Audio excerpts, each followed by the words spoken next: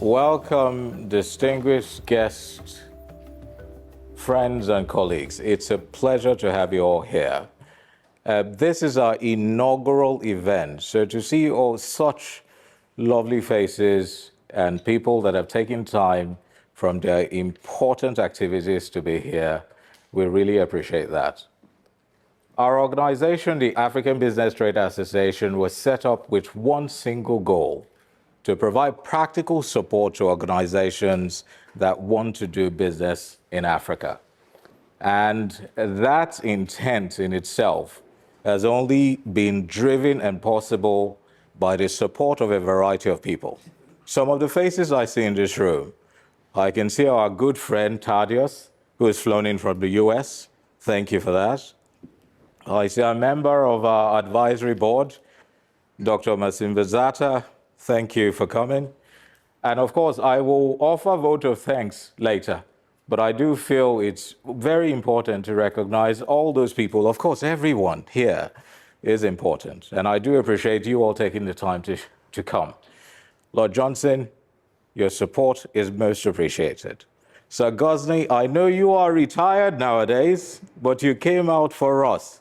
So I am thankful, and we are grateful to have you. Rochelle, you've flown many miles just to be with us. And I know people will get to know who you are once you start talking and introduce yourself. But I really appreciate your presence. Okwe and everybody else, thank you. Too numerous to mention, I should add. The reason we're here today is to have a conversation about the challenges and opportunities of doing business in Africa. Doing business successfully in Africa is no easy task. And when I think about the challenges organizations face today, it's no different to the challenges they faced many decades prior.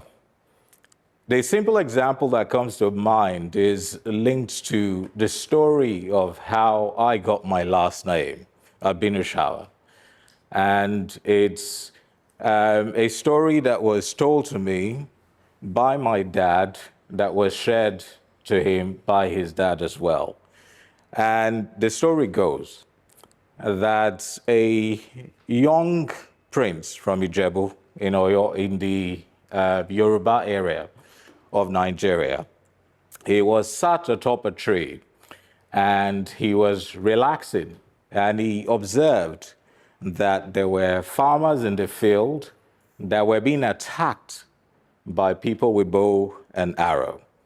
And he was annoyed when he observed this. And so for him, he felt that that was injustice, and he felt there was something that needed to be done to address what he just observed. And so when he was safe to do so, he jumped down from the tree, went home, and designed a shield. In Yoruba, shield is called awa, right? And so he got the nickname, the man that got angry to make shield, which is Abinusawa, right? And that name stuck, and that is the name I bear today.